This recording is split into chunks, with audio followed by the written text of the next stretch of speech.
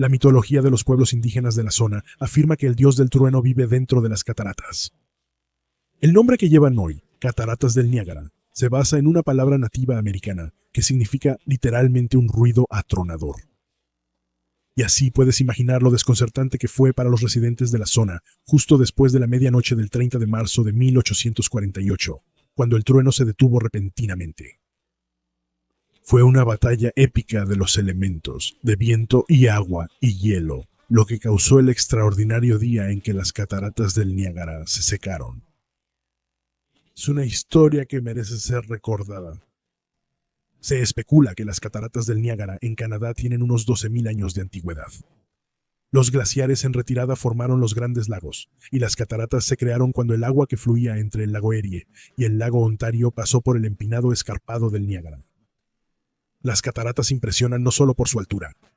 De hecho, como señala el Museo del Estado de Nueva York, están muy lejos de ser la cascada más alta del mundo, o incluso de Nueva York. Las cataratas son espectaculares por el gran volumen de flujo. El museo continúa.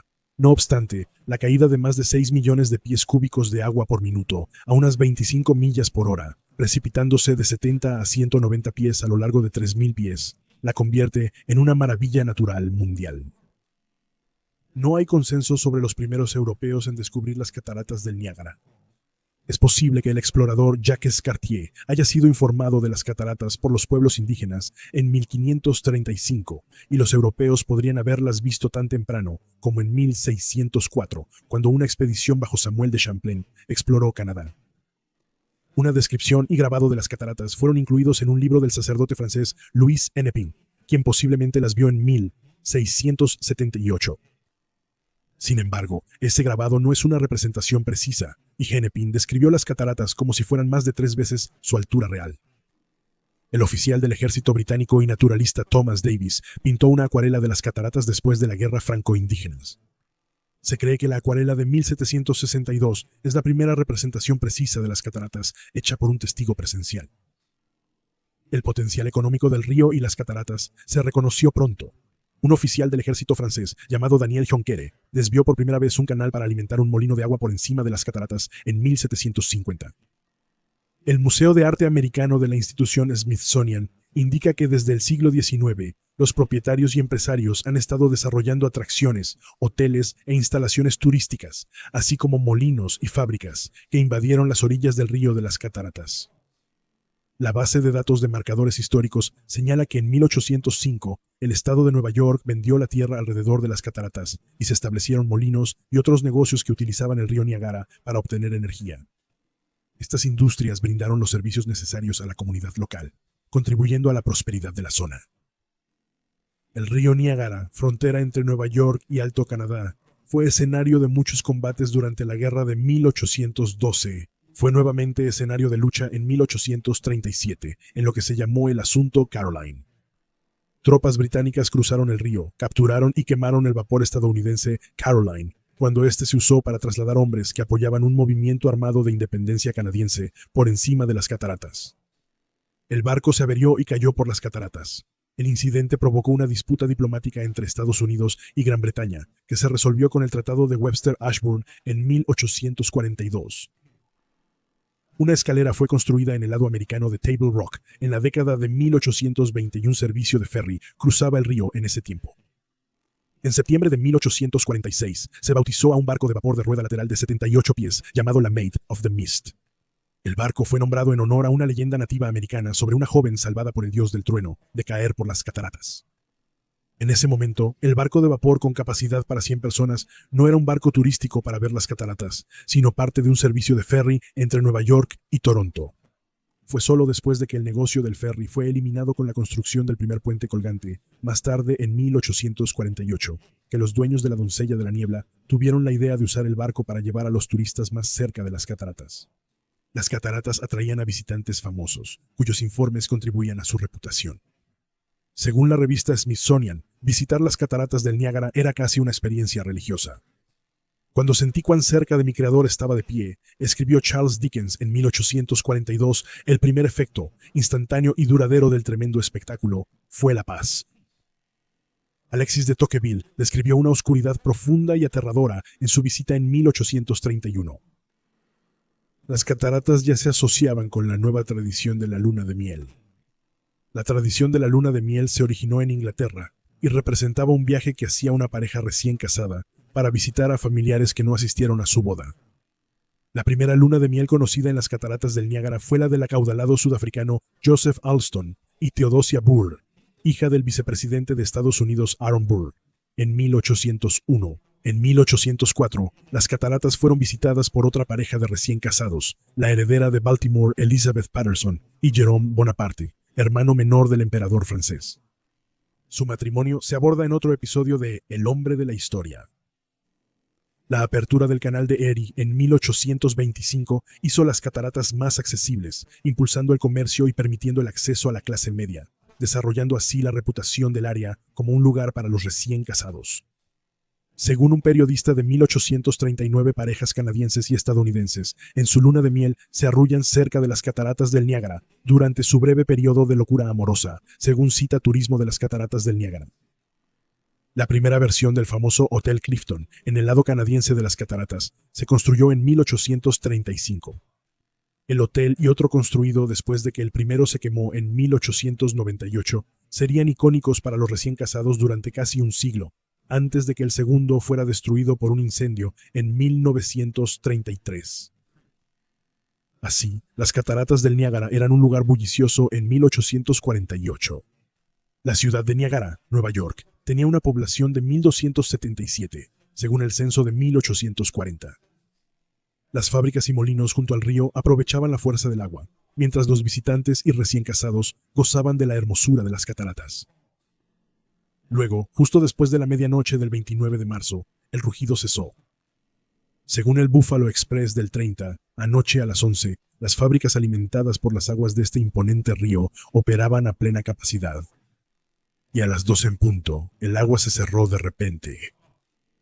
Las ruedas se detuvieron súbitamente y todo quedó en silencio, salvo un leve rugido de las aguas furiosas del Niágara. Nada como esto había ocurrido antes, escribe el Express. Cuando se dieron a conocer los hechos, se podía ver la sorpresa dibujada en los rostros de todos. Según un artículo del 2017 en el Buffalo News, los periódicos y relatos históricos dicen que la primera persona en notar el asombroso evento fue un granjero de las cataratas del Niágara, llamado Jed Porter, quien salió a pasear cerca de la medianoche cerca de las cataratas y escuchó silencio. En su libro de 1993, El día que las cataratas del Niágara se secaron, el meteorólogo D. Sorotobebo Phillips escribe que los residentes notaron algo extraño al ser despertados por un silencio abrumador y espeluznante. La inspección con antorchas mostró pocos charcos de agua en el lecho del río. Los irlandeses de Niagara Falls, Nueva York, reportaron que Table Rock y unas 200 yardas quedaron secas. Se han visitado islas y lugares donde el hombre nunca osó pisar. Se colocaron banderas sobre ellos y se llevaron recuerdos. Según un artículo de 1997 del Buffalo News, una de esas banderas fue colocada por Samuel Street, un molinero que vivía en el lado canadiense del río. El periódico informa que descubrió que su rueda de agua se había detenido. Con su hija, Street caminó hasta la mitad de la parte superior de las cataratas del Horseshoe y colocó una pequeña bandera cerca del borde. El Buffalo Express escribió en ese momento, para darles una idea de lo bajo que estaba el agua, los señores George Hamlin y Woodruff esta mañana viajaron en un carruaje un tercio del camino a través del río, desde la cabeza de la isla de la Cabra hacia la costa de Canadá. El rodaje fue excelente, la roca parecía un suelo. Rodearon la isla conocida como Isla de Allen y regresaron, algo sin precedentes. El periódico informó con asombro que las cataratas del Niágara no son más que una simple presa de molino en comparación. En la memoria de los habitantes más antiguos, nunca hubo tan poca agua corriendo sobre el terrible precipicio de Niágara como en este momento. Según informes, los peces murieron y las tortugas quedaron varadas. La noticia se difundió rápidamente. El Express informó que cientos de personas presencian ahora un evento sin precedentes en el río Niágara, que probablemente no se repetirá. Todos los vecinos estaban en el extranjero, explorando lugares que nunca habían sido vistos por ojos humanos. El escritor recorrió la orilla del río, donde se descubrieron grandes campos de fondo embarrado. Phillips relata que 5,000 turistas de lugares tan distantes como Hamilton y Buffalo colmaron las vías hacia las cataratas del Niágara y se reunieron a la ribera del río para presenciar el suceso. The News reporta que, al propagarse la noticia, los turistas llegaron en masa desde las localidades cercanas. Se reporta que tras el ocaso, cientos de personas formaron fila con antorchas a lo largo de las cataratas americanas y Horseshoe. El evento desconcertante encontró significado en una región del país que aún vivía el segundo gran despertar, un renacimiento religioso. El sitio web Wired escribió en 2010, ¿fue el fin del mundo? ¿Castigo divino por lo que algunos consideraban una guerra de agresión estadounidense contra México? Las explicaciones teológicas abundaban, ya que el oeste de Nueva York había sido un distrito quemado durante medio siglo, con recurrentes avivamientos religiosos y el surgimiento de nuevas denominaciones y religiones. El término distrito quemado se refería a áreas de Nueva York donde los fuegos de la religiosidad del segundo gran despertar tuvieron lugar en tal medida que el fervor espiritual parecía incendiar la zona. Según Wired, multitudes abarrotaron los templos para participar en ceremonias especiales. Oraban para que las cascadas comenzaran a fluir y el mundo continuara, o para la salvación y el perdón de sus pecados a medida que se acercaba el juicio final. Según Phillips, para los supersticiosos, el extraño silencio y el fenómeno inexplicable presagiaban la ira divina o un desastre inminente. Mientras unos oraban, otros vieron una oportunidad. Phillips narra que, mientras miles permanecían incrédulos, algunos intrépidos examinaban grietas y huecos en el fondo del cañón del río seco, antes ocultos. Recogieron bayonetas, mosquetes, espadas, hachas de guerra y otras reliquias de la guerra de 1812. Según las noticias, la caballería estadounidense se unió al desfile, cabalgando de un lado a otro a través del lecho del río. También había oportunidad económica. Según las noticias, jóvenes emprendedores con un carro de troncos retiraron maderas de pino de 40 a 60 pies de largo cerca de las Islas Tres Hermanas. El capitán de la Maid of the Mist ofreció una recompensa a cualquiera que pudiera aprovechar la oportunidad para eliminar las piedras que habían amenazado repetidamente al barco. El Iris informó que el juez Porter y sus tropas de voladores, dirigidos por el capataz James McAfee, estuvieron temprano en los canales hacia molinos y fábricas, donde se escuchó todo el día la explosión en un lugar donde las aguas rápidas impedían acercarse demasiado. Trabajaron de manera segura en tierra seca. Las rocas que a veces tocaban la quilla del barco, hecho de la niebla, incluso con el agua muy baja, y por las cuales el capitán había hecho ofertas generosas para su eliminación, ayer fueron voladas en pedazos y removidas con la misma facilidad como si estuviera en tierra seca. La razón de la parada fue particularmente desconcertante. Según el Express, el nivel del agua fluctúa a menudo por los intensos vientos del noroeste que desplazan el agua del lago hacia su extremo oeste. Pero una caída tan sin precedentes, en un momento en que las tormentas severas son poco conocidas y mientras el clima es tan extremadamente suave y propicio aquí, detener las cataratas es una hazaña bastante extraordinaria. Según el sitio web del Parque Estatal de las Cataratas del Niágara, cada segundo caen 3.160 toneladas de agua por las cataratas del Niágara. Esto representa 75.750 galones de agua por segundo sobre las cataratas americanas y Bridal Veil, y 681.750 galones por segundo sobre las cataratas Horseshoe. Las cataratas son la cascada más poderosa de Norteamérica. El sitio web de física Socratic QIA hizo los cálculos en el año 2015. Si toda la energía del agua en caída pudiera ser aprovechada por una sola planta de energía hidroeléctrica, produciría una asombrosa cantidad de 2.881.2 millones de vatios de energía por segundo. La explicación de la energía que causaba eso tardó en llegar a la zona. Wired menciona que el telégrafo era aún una invención novedosa. Los ferrocarriles conectaban las ciudades a ambos lados del río, pero las vías eran poco confiables, y Buffalo, la ciudad grande más cercana, estaba a 3 horas de distancia incluso cuando los trenes iban a tiempo. Pero desde Buffalo llegó finalmente la palabra que explicaba la caída del oso y el lecho seco del río. Fuertes vientos del suroeste empujaron enormes trozos de hielo del lago Erie hasta su extremo noreste, bloqueando la salida hacia la cabecera del río Niágara. Una gran represa de hielo podría parecer el resultado de un invierno duro, pero no fue así.